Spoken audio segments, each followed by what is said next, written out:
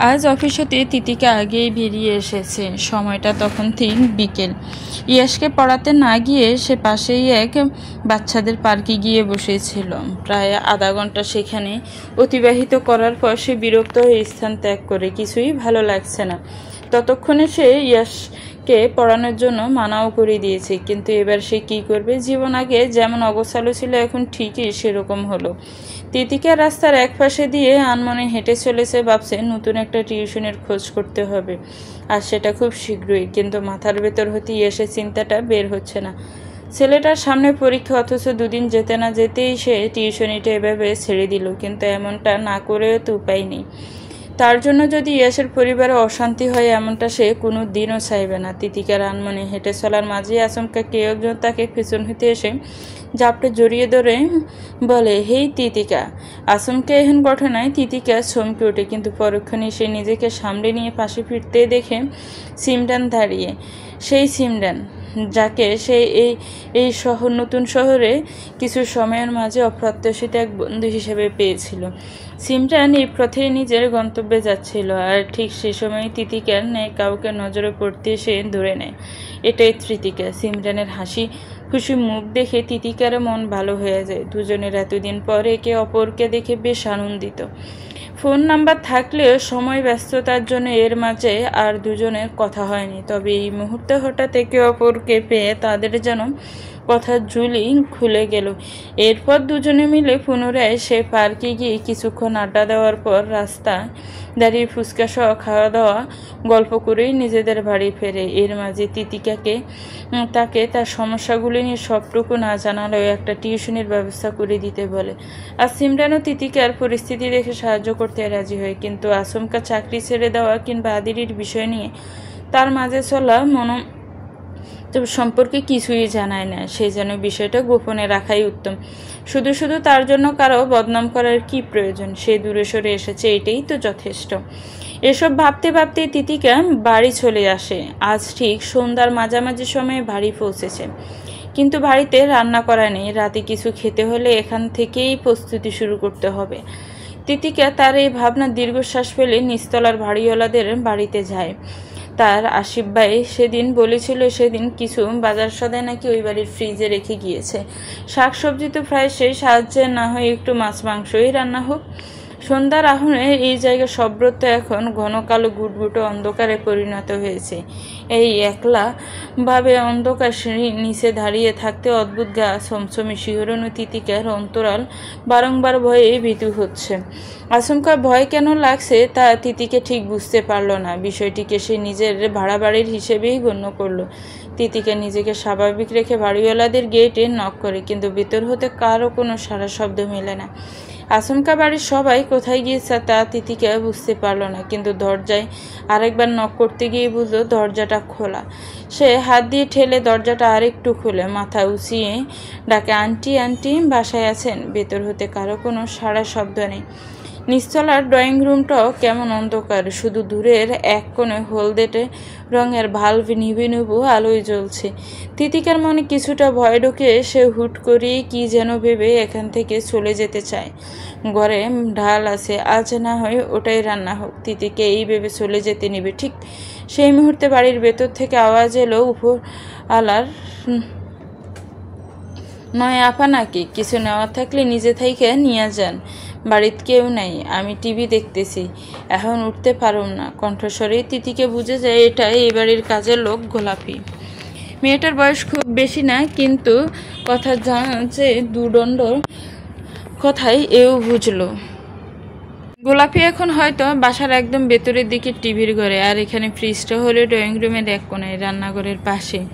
গোলাপির কথায় তিতিকা এটা তো বুঝে গিয়েছে বাড়িতে সত্যি আর সে ব্যতীত কেউ নেই, কিন্তু একা একা ভেতরে প্রবেশ করে কিছু নিয়ে যাওয়ার ব্যাপারটা তার কাছে মোটেও সুবিধাজনক লাগলো না। তবুও সে ভারী শ্বাস ফেলে বাসার ভেতরে প্রবেশ করে। একই সাথে ধীর পায়ে খানিকটা দ্রুতই ফ্রিজের কাছে গিয়ে নিজের প্রয়োজন মতো তার জিনিসগুলো খুঁজতে লাগলো। এতগুলো ড্রয়ার খুলে উলট ফালট করার পরেও বুঝতে পারলো না তার জিনিসগুলো মূলত কোনগুলো। তিতিকা বাধ্য হয়ে জোর গলায় বলে, গোলাপি আপা, সেদিন আমার ভাই এবারের ফ্রিজে কিছু জিনিস রেখে গিয়েছে।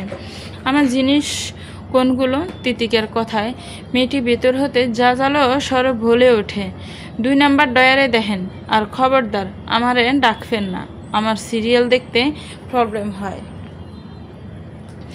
গোলাপির এহেন কথায় তিতিকা ভারী শ্বাস ফেলে। অবশ্যই এই মুহূর্তে তাকে না ডাকাই উত্তম। বাড়িতে কেউ নেই, এটাই তো তার একমাত্র সুযোগ, নয়তো এমন সন্ধ্যাবেলায় বসে বসে টিভিতে সিরিয়াল দেখার মতো সৌভাগ্য গোলাপির সহজে হয় না। তিতিকা ফ্রিজের 2 নাম্বার ড্রয়ার খুঁজে দেখে একটা বড়সড় পলিথিন ব্যাগে অনেকগুলি মাছ মাংস ভাগ ভাগ করে রাখার সাথে ও খেয়াল করলো ব্যাগটা খুলে এখান হতে কিছু জিনিসও সরানো হয়েছে। তিতিকার আর বুঝতে বাকি রইল না, বাড়িওয়ালা তার জিনিস নিজের মতো করে সরিয়ে নিয়েছে। কিন্তু এই নিয়ে সামান্য কথা বললে বাড়িওয়ালা হয়তো বিশাল এক নাটক করে তাকে শেষমেশ বলবে বাড়ি ছেড়ে চলে যেতে। ইচ্ছে ছিল আগামী মাসে অতগুলা টাকা পেয়ে নতুন একটা বাসায় উঠবে, অথচ তার আর সেই কপাল হলো কোথায়। তিতিকা এই ভাবনায় দীর্ঘশ্বাস পেলে তার প্রয়োজন মতো জিনিস নিয়ে চলে আসে। দরজা অবধি এসে দরজাটা আলগোছে চাপিয়ে দেয়। গোলাপিকে ডাকতে চেয়েও আর ডাকে না। শুধু শুধু তার বিরক্তির কারণ হওয়ার প্রয়োজন নেই। তিতিকা বাসার দরজার সামনে হতে পেছনে ঘুরতে না ঘুরতে আচমকা কারো উপস্থিতিতে সে চমকে ওঠে। তিতিকা এখান হতে সরাসরি সিঁড়ি তার ঘরেই চলে যেত, কিন্তু ঠিক এই মুহূর্তে তার মুখোমুখি হয়ে দাঁড়ায় বাড়িওয়ালার সেই বখাটে ছেলে। তিতিকা এর নাম না জানলেও ছেলেটার চেহারার বিশ্রী অভিব্যক্তি তার স্পষ্ট চেনা। আর আচমকা এই সময় এই ছেলেকে তার এত নিকটে দেখে তিতিকার কলিজার ফানিয়ে যেন শুকিয়ে গেল। সেদিনের ছড় মারার ঘটনাটা তিতিকার এখন স্পষ্ট মনে রয়েছে। না জানি এ আজ কার সাথে কি করে বসে। মনের মাঝে চলতে থাকা নানান ভয়ের মাঝে ছেলেটি তার 32 পাটি দাঁত বের করে বিশ্রী হাসিতে নিঃশব্দে মেতে উঠল। এদিকে তৃতীকে কিঞ্চিত ডোক গেলে আশেপাশে নজর ফিরিয়ে তাকায়। ছেলেটি তার সামনে এত নিকটে দাঁড়িয়ে যে সে তাকে ধাক্কা দিয়ে দূরে না সরালে কিংবা ছেলেটি স্বইচ্ছে তার থেকে দূরে না সরলে তিতিকার এখান থেকে উপরে যাওয়ার কোনো রাস্তাই নেই। তিতিকা এক পা পিছিয়ে যেতে সোজা দেওয়ার সাথে তার ফিট ডেকে যায়। ওদিকে ছেলেটিও যেন আলগোছে তার দিকে এগিয়ে আসে। সর্বগায়ের ভঙ্গিমায় যেন কেমন বিদঘুটে ধরনের। কোনো মানুষ কেন এমন বৈশিষ্ট্যের হবে তা তিতিকার ধারণার নেই। তিতিকা মনে মনে ভীতি হলেও ছেলেটির উদ্দেশ্যে কড়া সরে আওড়ায়, আমাকে সাইড দিন, আমি আমার ঘরে যাব। তিতিকার কথা শুনে ছেলেটি ফিক করে হেসে দিয়ে বলে, তোমার ঘরে তো প্রতিদিনই যাও, আজ না হয় আমার ঘরে আসো বেইবি। বাড়িতে আজ গোলাপি ছাড়া কেউ নেই, সবাই আত্মীয়দের বাড়িতে গিয়েছেন। 2 দিনের আগে তো ফিরবে না। আর এই 2 দিনে তুমি যদি চাও তুমি আমার সাথেই আমার রুমে আমার খাটে একসাথে থাকতে পারো। ছেলেটির এহেন কথাবার্তা শুনে তিতিকার চোখ মুখ শক্ত হয়। চোখের কোণে এক সিলতে পানি চকচক করলেও সে দৃঢ় গলায় বলে, অসভ্য লোক, কেউ কি করে এতটা জঘন্য হতে পারে? তিতিকার রাগান্বিত কণ্ঠস্বরে ছেলেটি আবারও হেসে বলল, অসভ্য বলছো? আচ্ছা ঠিক আছে বলো, কিন্তু এটাও জেনে রাখো তুমি আমার কাছে 1 রাত থাকলেই আমি তোমার সব দুঃখ সরিয়ে দেব। তোমার তো অনেক দুঃখ, তাই না? একা একটা মেয়ে, সারাদিন বাহিরে থেকে কত কষ্টই না করো। ছেলেটির বারবার এমন থেমে থেমে বিশ্রী ভঙ্গিতে বলা কথাগুলো শুনে তিতিকার আর ওখানে দুর্দণ্ড থাকার ইচ্ছে হলো না। সে আক্রোশে কিছু করে বসবে, কিন্তু ততক্ষণেই আবার ছেলেটি তিতিকার গালের এক পাশে আচমকা হাত ছুঁয়ে দেয়। নিমিষে তিতিকার বিস্ময়ে কেঁপে ওঠে। ঘটনাটা এত দ্রুত ঘটে যে সে কিছুই বুঝেই উঠতে পারে না।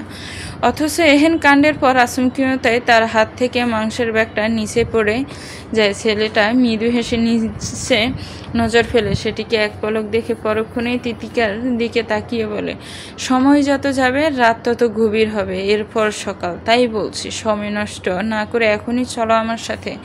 আজ যাই কিছু হয়ে যাক, কেউ কোনো দিনও এই ঘটনা সম্পর্কে জানবে না। গোলাপির মুখ বন্ধ রাখার দায়িত্বটা না হয় আমাকেই দাও। ছেলেটির কথা শেষ হতে না হতে তিতিকা তার তীব্র আক্রোশে হাত উঁচিয়ে ধরে শটাং করে ছেলেটির গালে হাতের তালুটা সজোরে বসিয়ে দেওয়ার পূর্বে ছেলেটি তার দুটো হাত শক্ত করে চেপে ধরে, অতঃপর গায়ের সমস্ত শক্তি দিয়ে তিতিকার দিকে জোর প্রয়োগ করে। তিতিকার আচমকিয়তে যেন কান্না পাচ্ছে। সে ছাড়া পেতে হাত মোচড়ানো শুরু করতে ছেলেটি তিতিকার একটি হাত ছেড়ে দিয়ে তার চুলের গোছা পেছন হতে টেনে ধরে। নিমেষে তিতিকার ঘাড় পেছনের দিকে বেঁকে যায়, চোখের কিনারা ভেয়ে এক ফোঁটা জলও গড়িয়ে পড়ে। অথচ সেসবের প্রত্যুত্তর না করে ছেলেটি তার উদ্দেশ্যে হিসিয়ে বলে, মাগি তোর সাহস একটু বেশি, তাই না? কি ভেবেছিস প্রতিবার আমার চর মারবি আর আমি বসে বসে আঙ্গুল চুষবো? বিশ্বাস কর, আজ তোরে খাইতে না পারলে মরেও শান্তি পাবো না। আয় তোরে আমার ঘরে নিয়ে যায়, আয় আমার সাথে। ব্যথা ছুটে তিতিকার গলা দিয়ে অস্ফুট স্বরে কিছু আজ বেরিয়ে আসে। তার উন্মুক্ত এক হাতে ছেলেটি হতে বাঁচতে চেয়েও যেন কোনো উপায় মিলছে না। একই সাথে সে চিৎকার করতে চাইলে ছেলেটি এলোমেলো হাতে তার মুখও চেপে ধরে। সব মিলিয়ে পরিস্থিতি যখন আরও অবনতির দিকে, তখন আচমকা মেন গেটের বাহিরে এক বিশাল বড় চারচাকার গাড়ির আগমন ঘটে। ভেতরে কি হচ্ছে তা বাড়ির বাহিরে হতে দেখা যাচ্ছে না। সাথে আদির রায়ান এও জানেন এই মুহূর্তে তিতিকার বাড়িতে যাওয়াটা কতটুকু যুক্তি। সে কিছুটা দ্বিধাদ্বন্দ্ব নিয়ে সামনের দিকে এগিয়ে যায়। বড় জঙ্গলের ন্যায় বাগানটা ফের পার হতে বাড়িছে গেটের কাছে এগিয়ে আসে। তবে এখানকার পরিস্থিতির সম্মুখীন হতে যেন সে মোটেও প্রস্তুত ছিল না। অন্ধকার সেই দিকটায় কিছু একটা হচ্ছে, অনেকটা দুজন ব্যক্তির মাঝে দস্তাদস্তি নিমিশে আদিরের কপাল কিঞ্চিত কুচকে যায়। সে কয়েক পা এগিয়ে আরেকটু সামনে যেতেই বোঝে একটা ছেলে কোনো মেয়েকে টেনে বাসার ভিতরে নিয়ে যাওয়ার চেষ্টা করছে। আর শুধুমাত্র এটুকু আন্দাজ করেই আদিরের রাগ তীর তীর করে বাড়তে লাগলো। মেয়েটিকে আদির তা জানে না। এই অন্ধকারে মেয়েটির মুখ স্পষ্ট নেই, এমনকি ছেলেটিরও নয়। তবে সে এটুকু জানে এই মুহূর্তে তার সামনে যা হচ্ছে এটা ঘোর অন্যায়, আর সে অন্তত চুপচাপ অন্যায় সহ্য করার মতো ব্যক্তি নয়। আদির আগে পিছিয়ে কিছু না ভেবে নিজের কোটের থাকা খানিকটা গুটিয়ে নেয় এবং আচমকে এগিয়ে গিয়ে ছেলেটির এক জাক চুলকে শক্ত করে হাতের পিছনে টেনে ধরে। ছেলেটি শুরুতেই বুঝতে পারে না হঠাৎ তার পেছন হতে কে হামলা করে বসলো, আর সে বোঝার মতো বিন্দুমাত্র সময়টুকুও পায় না। তার আগে আদির তাকে এক প্রকার টেনে হিঁচড়ে মেয়েটি তথা তিতিকা হতে দূরে সরিয়ে আনা। অতঃপর আশেপাশে না তাকিয়ে শুরু হয় তার উত্তম মধ্যম দেওয়া। মুখে ফেটে একের পর এক ঘুষিতে ছেলেটি প্রায় আধমরা। একই সাথে মার খেতে খেতে নিচেও ধপাস করে পড়ে গিয়েছে। কিন্তু আদিরের রাগ মোটেও কমছে না। তার রাগ যেন আরও দ্রুত গতিতে বেড়েই চলেছে। শেষমেশ সে তার গায়ের কোটটা টেনে খুলে পাশেই ছুঁড়ে ফেলে। এভাবে টাইট ফিটিং কোট পরে মারাটা বেশ অসুবিধার। অতঃপর সে নিজের সাদা শার্টের হাতার বোতামগুলো খুলে হাতা গুটিয়ে কুনুই অবধি টানা। অত্যাধিক রাগে ফর্সা ত্বক যেন লালচে বর্ণ ধারণ করেছে। অগোছালো চুলগুলো নিমিষে এলোমেলো বিধ্বস্ত আকারে ছড়িয়ে গিয়েছে। কপালের একপাশে ঘাম জমেছে, অথচ আদিরের থামার কোনো নাম নেই। সেই ছেলেটির গেঞ্জির কলারটা টেনে ধরে উঁচিয়ে সোজা দেয়ালের সাথে চেপে ধরে। অতঃপর হিসিয়ে বলেন, নাম কি তোর? সাহস কি করে হলো কোনো মেয়ের সাথে এরূপ আচরণ করার?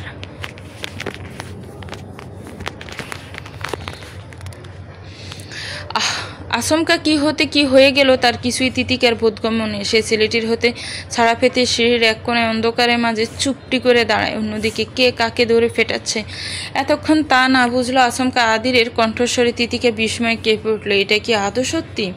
আদির এসেছে এখানে, কিন্তু কেন? তিতিকার মনের অগোচরে থাকা প্রশ্নগুলোর উত্তর মিলল না। তবে আদিরকে এবার থামানোর প্রয়োজন মনে করল সে।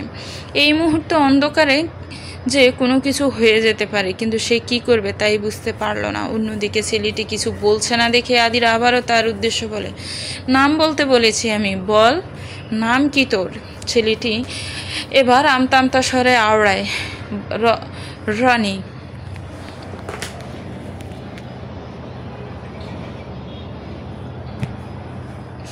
আদির অন্ধকারের মাঝে কিঞ্চিত বাঁকা হেসে বলল, রনি নামটা বেশ ভালো, কিন্তু কাজকর্ম এত অসভ্যর মতো কেন? আমি জানি না মেয়েটা তোর কে, কিন্তু কোন সাহসে তুই তাকে এভাবে টেনে হিসেবে বাসার ভেতরে নিয়ে যেতে চাইছিলি? মেয়েদের কিভাবে সম্মান করতে হয় তার ন্যূনতম ধারণা কি তোর নেই? আদিরে যা জালকণ্ঠে তিতিকাও ফাঁস হতে কিঞ্চিত চমকায়। এই মুহূর্তে আদিরের কাছে গিয়ে তাকে থামানোর মতো ইচ্ছে তার নেই। বিরক্ত লাগছে তার সব কিছু। দস্তাদস্তিতে ঠোঁটের এক কোণে কিঞ্চিত ফেটে রক্ত বেরিয়েছে তার। তবে সে ব্যথাচ্ছে তার অন্তরালের ব্যথাটাকেই যেন তীব্র। গলার ঠিক মধ্যখানে তার সকল কষ্টগুলো অশুনিয়ে ব্যথায় নেয় যেন কাটা হয়ে দলা পাকিয়ে রয়েছে। তিতিকে চিৎকার করে কাদার তীব্র ইচ্ছে থাকলেও সে তা পারছে না। হাত দুটো মুঠো করে সে ঠিক যথাযথ স্থানে দাঁড়িয়ে রইল। এদিকে আদির তাকে আরও কয়েকবার মারতে না মারতে আচমকা দরজার পাশ থেকে গোলাপি বেরিয়ে এলো। পরনে আটশার শাড়ি পরা, দেখতেও বেশ অদ্ভুত, বিশেষ করে অদ্ভুত তার সাজগোজের ধরন। এতক্ষণ ধরে বাহিরে এত সব কিছু ঘটে যাচ্ছে, অথচ সে টেরি ফেলো মাত্র। প্রথমে এসে দ্রুত সিঁড়ির ঘরের লাইটটা অন করে দেয়। অতিরিক্ত কারেন্ট বিল যেন না আসে, তাই এখানটার লাইট সন্ধ্যার পরও তখনও বিশেষ প্রয়োজন ব্যতীত জ্বলে না। হলদেটে বাল্বের আলোয় এবার প্রথমবারের মতো রনির চেহারাটা আদিরের নজরে এলো। মেরে মেরে সেই রোগ ছাপা চেহারাটা আকৃতিও যেন আদির পাল্টে ফেলেছে। তবে আচমকা পেছনে ফিরতে আদির সম্পূর্ণ থমকে যায়। এটা তো তৃতিকা। তৃতিকা কেন? খুবই অল্প সময়ের মাঝে আদিরের যা বোঝার তা বুঝে নেয়। একই সাথে নিজের রাগন কমে যেন উল্টো বহুগুণে বেড়ে যায়। ওদিকে গোলাপি তার বাড়ির মালিকের ছেলেকে মার খেতে দেখে বিস্ময়ে চেঁচিয়ে ওঠে। তার কণ্ঠে আদিরের ধ্যান ভাঙে। সে গোলাপির দিকে তীক্ষ্ণ দৃষ্টিতে তাকায়। এদিকে আদিরের এখন ছায়ানিতে গোলাপির ততক্ষণে চুপ। বাদ বাকি আদির নিজে হতেই সাফা গম্ভীর স্বরে বলল, ডোন্ট শাউট অ্যাট অল। মুখ থেকে একটা আওয়াজ বের হলে আমার চেয়ে খারাপ কেউ হবে না। আদির যেন সম্পূর্ণ হিতাহিত জ্ঞান শূন্য। ওদিকে তিতিকার অবস্থাও যেন তাই। আর রনি এবার আদিরের এহেন অভিব্যক্তিতে বেশ ভীত। গোলাপির সাথে কথা বলার ফাঁকে সে সোজা আদিরের পা জড়িয়ে ধরে। স্যার প্লিজ আমাকে আর মারবেন না স্যার, প্লিজ একটু আমার। রনির কথা শুনে গোলাপিও ফাঁস হতে অনুনয় ও ভীতস্বরে আওড়ায়, সাহেব, রনি ভাই যাই করুক না কেন, হেরে আর আপনি মাইরেন না। দেখেন বেচারারা কেমন হইয়া গেছে মাইর খাইতে খাইতে। গোলাপির কণ্ঠস্বর বেজা, বই যেন তারই এই দশা। ওদিকে আদিরও ক্রমান্বয়ে শান্ত হতে শুরু করেছে। নিজেকে সামলে দ্রুত তার ফোনটা বের করে এবং সরাসরি তার পরিচিত এক পুলিশ অফিসারকে কল করে বলে, অফিসার, আমি ARC বলছি, আশা করি চিনেছেন। আমাকে একটা হেল্প করতে হবে। এই মুহূর্তে আপনার কিছু লোক পাঠান, একটা বাস্টার্ডকে জেলে ভরতে হবে। আদিরের কথাবার্তার ধরনে রনি বিষয়টা বুঝে যায়। সে এবার ভয়ে আতঙ্কে সোজা আদিরের পা জড়িয়ে কেঁদে বলে ওঠে, স্যার মাফ করুন, আমাকে যা ইচ্ছে করুন, তবু পুলিশে দেবেন না স্যার, প্লিজ।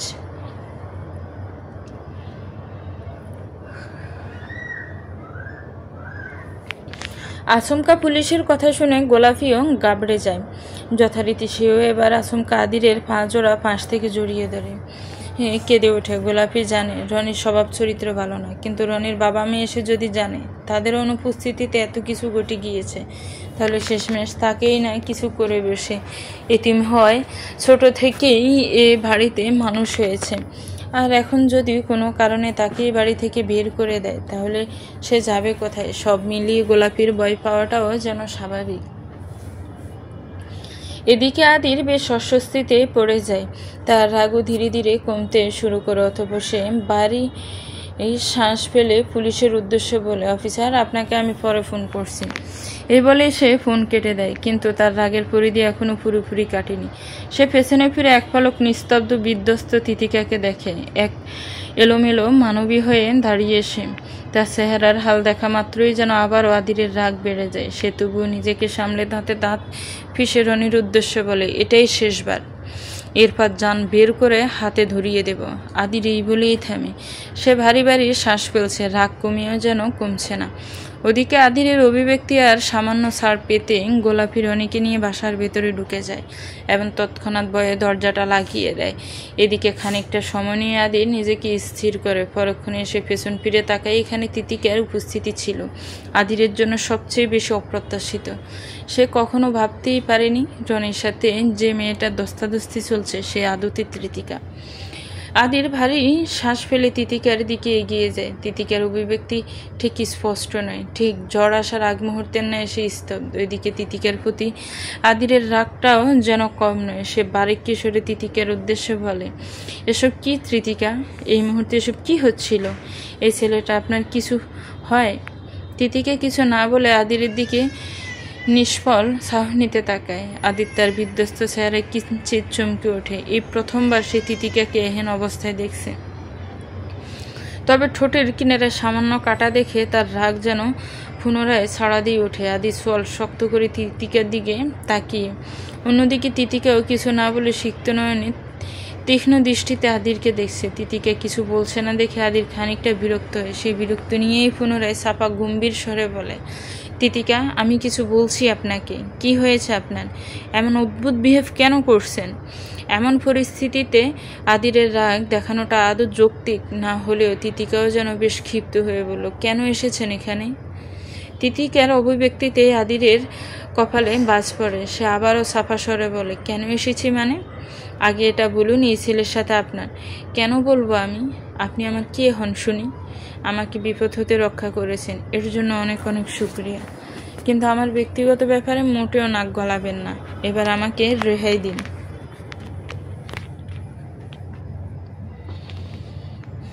তিতিকে এই বলতে না বলতে তার চোখ বেয়ে দুফোঁটা জল গড়িয়ে পড়ে। সে কোনো মতে তা আড়াল করে দ্রুত আদিরকে ফাঁস কাটিয়ে চলে যায়। আচমকা তিতিকার এমন আচরণ সত্যিই আদিরের কাছে বেশ আশ্চর্যজনক।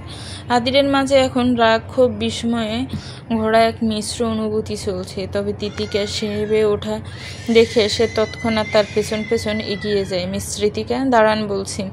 আদিরের শাসানো কণ্ঠস্বরে তিতিকা থামে না। তার চোখ বেয়ে অনর্গল পানি ঝরছে। সে কোনো মতে তার হাতের পিঠ দিয়ে মুছে নিয়ে ছুটে নিজের ঘরে দরজা খোলে। সরাসরি ভিতরে প্রবেশ করে সে দরজাটা লাগিয়ে দিতে উদ্বিগ হয়। আর ঠিক তৎক্ষণাৎ তাদের দরজার কপাট দু হাতে ঠেকিয়ে ধরে। তিতিকা নিজের সর্বশক্তি প্রয়োগ করেও সম্পূর্ণভাবে দরজা লাগাতে ব্যর্থ হয়। অন্যদিকে আদিরও তার সর্বোচ্চ জোর দিয়ে দরজার কপাট শক্ত হাতে ধরে থাকে। কি সমস্যা কি আপনার? এসব কোন ধরনের অসভ্যতা? আদিরের কথা শুনে তিতিকা সাফা স্বরে বলে ওঠে, অসভ্যতা আমি নই, আপনি করছেন। চলে যান এখান থেকে। আমি এখানে থাকতে আসিনি মিস ঋতিকা। আমার আপনার সাথে কিছু প্রয়োজনীয় কথা বলার আছে।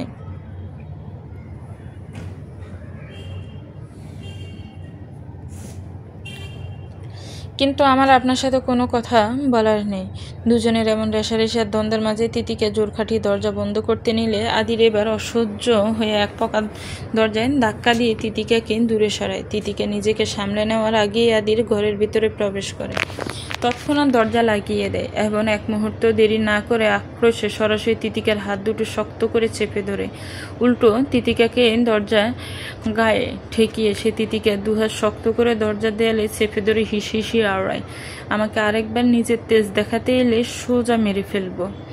I will never tolerate anyone trying to dominate me. আদিরের হুমকিতে তিতিকা মোটেও ভীত হয় না। তার রাগও যেন ক্রমশই বেড়ে চলছে। আদিরের এমন আচরণ সে কোনোদিনও প্রত্যাশা করেনি। অথচ তার মনের মাঝে যে সন্দেহগুলো ঘুরপাক খাচ্ছিল তা যেন আদিরের প্রতিটি কার্যক্রমে নিমিষে সঠিক বলে নিশ্চিত হচ্ছে। আদিরের কথায় প্রত্যুত্তরে তিতিকা জোর গলায় বলে, কেন এরকম করছেন? কি চাই আপনার? আদির কিছু সময়ের জন্য তিতিকার জ্বলন্ত আগুনের ন্যায় চোখ জোড়ার দিকে তাকিয়ে থাকে। তিতিকার ঠোঁটের কোণে কিঞ্চিত রক্তের ফোঁটা যেন অজান্তে তার অন্তরালকে তোলফাড় করে তুলছে। বেজার সিক্ত মুখশ্রীতে আদিরের সর্বোচ্চ এখন বিমোহিত। আদিরহীন পরিস্থিতিও তিতিকার সব কিছু খুঁটিয়ে দেখতে দেখতে কিঞ্চিত ডুব গেলে পরক্ষণে কিছুটা সময় নিয়ে নির্বিকারে বলে ওঠে, আপনাকে।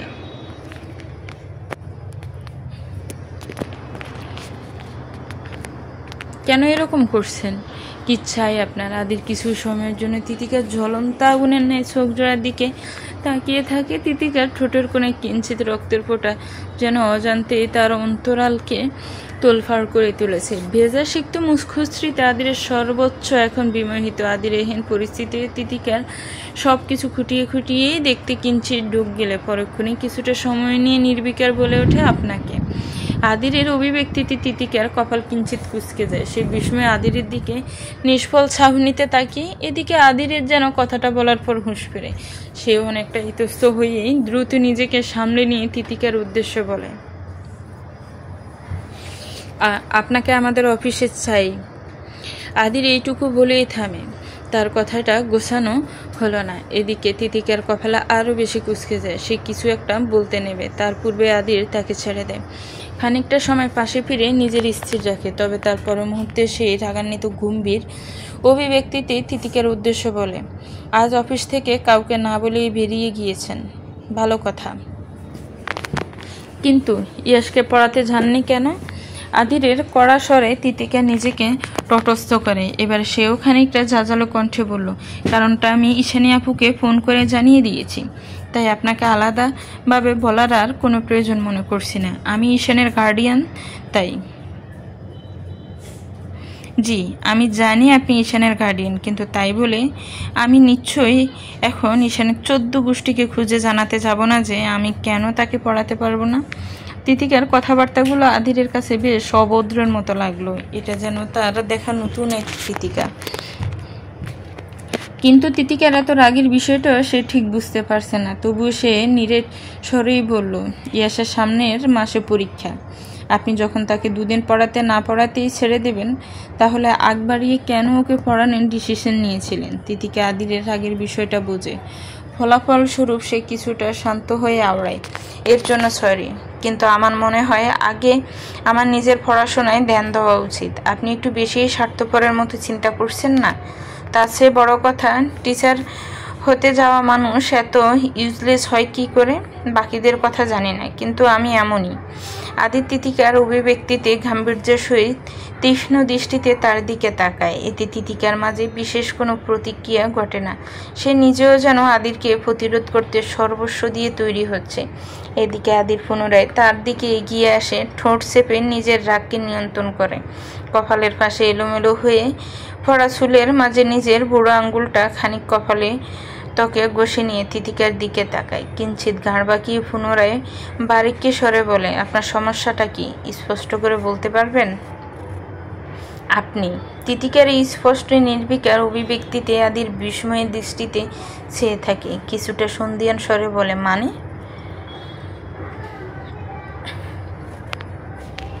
তিতিকা যেন এবার নিজের ভেতরে থাকা সকল জাজ বের করার এক মোক্ষম সুযোগ পেয়ে যায়। সে একটুও সময় নষ্ট না করে নিজের অভ্যন্তরের সকল রাগ ক্ষোভের বহিঃপ্রকাশ করে বলতে শুরু করে, মানে হলো, আমার বর্তমান সব সমস্যার জন্য একমাত্র দায়ী আপনি।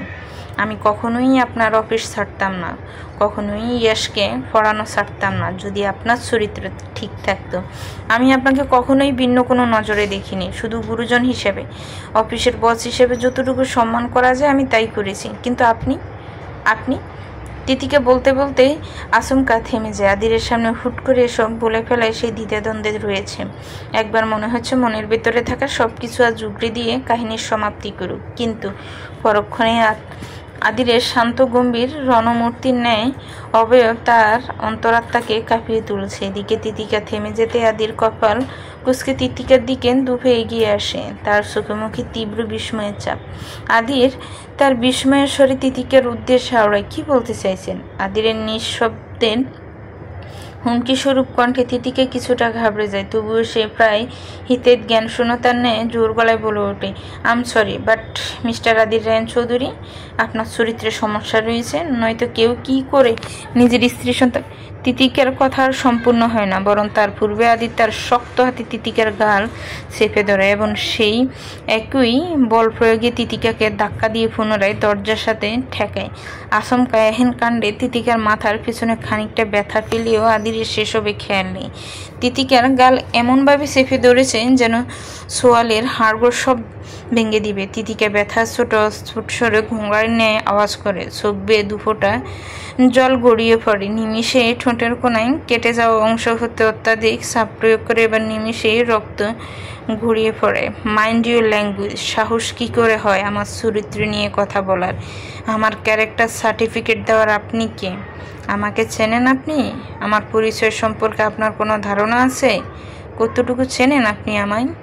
আদিরের ফর্সা কপালের রগ লাল হয়ে ফুলে উঠেছে, সোয়াল যেন পাথরের ন্যায় শক্ত। ওদিকে তিতিকার গাল বেয়ে রাখা অবস্থাতেও সে চাপা স্বরে আওড়ায়, সেনার তো বিশেষ কোনো প্রয়োজন দেখছি না, আপনারা সব পুরুষই একরকম।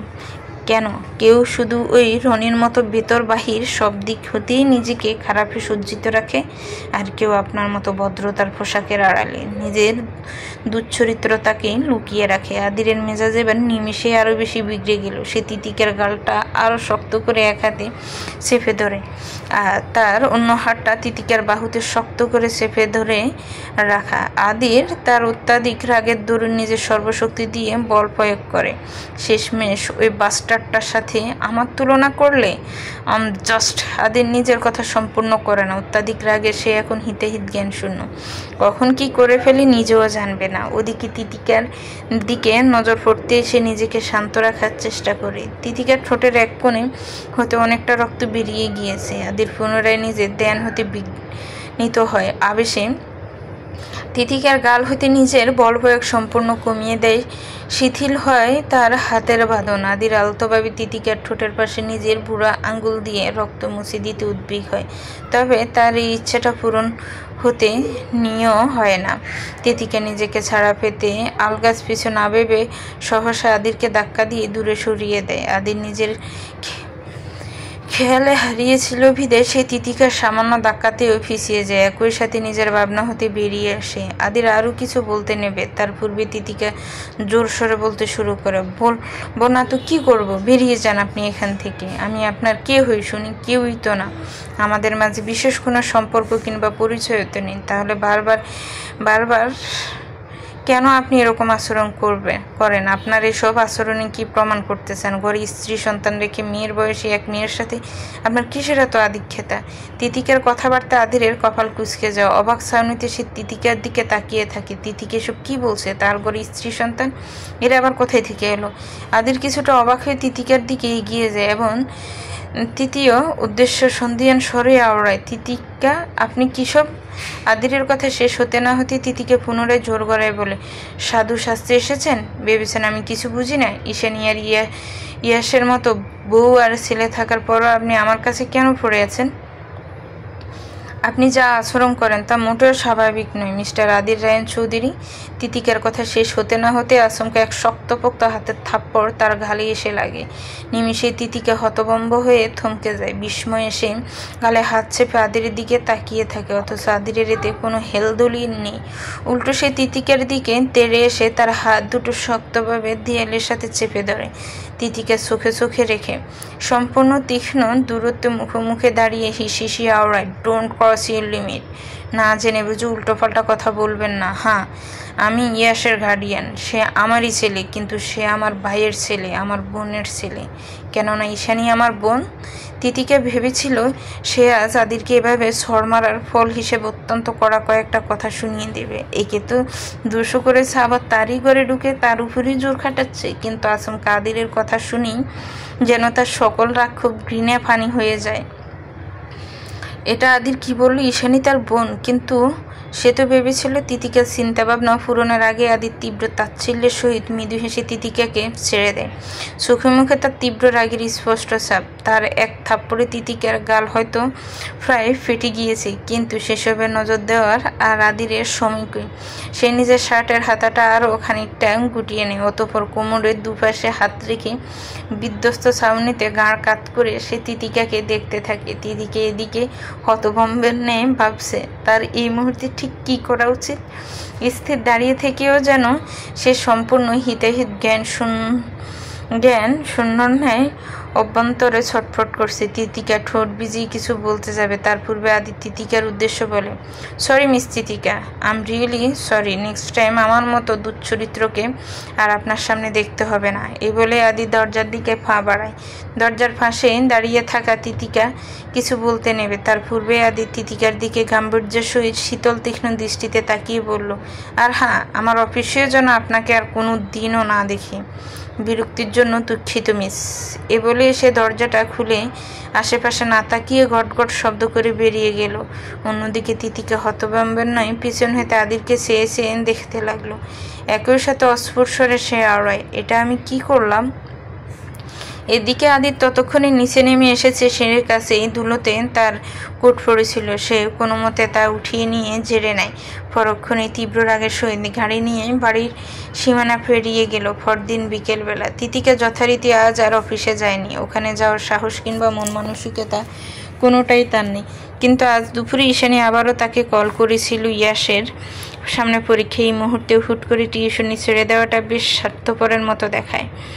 এই ভাবনায় আজ বিকেল হতে তিতিকা চৌধুরী ম্যানশনে এসেছে। ভেবেই নিয়েছে আর যাই হোক, এখানে অন্তত আদিরের দেখা সাক্ষাৎ মিলবে না। কিন্তু বাড়িতে প্রবেশ মাত্রই সে ভিন্ন চিত্র দেখলো। আদির আজ একদম নর্মাল সাদা পাঞ্জাবিতে সোফায় বসে রয়েছে, তার পাশে হাফসা বেগম। দুজনে মিলে টুকটাক নানান কথাবার্তা বলছে, বেশিরভাগই আদিরের বিয়ে সম্পর্কিত বিষয়ে। সে সব নিয়ে আদিরের বিন্দুমাত্র কোনো আগ্রহ নেই। একই সাথে তার মন মেজাজও আজ যথেষ্ট খারাপ।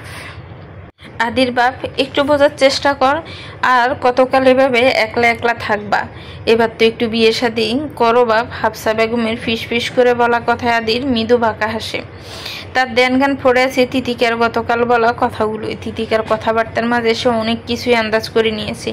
এও বুঝতে পেরেছে গত কিছুদিনের তার সকল আচরণই হয়তো একটু বেশি বাড়াবাড়ি পর্যায়ে ছিল, যা তিতিকার কাছে মোটেও পছন্দ কিংবা গ্রহণযোগ্য নয়।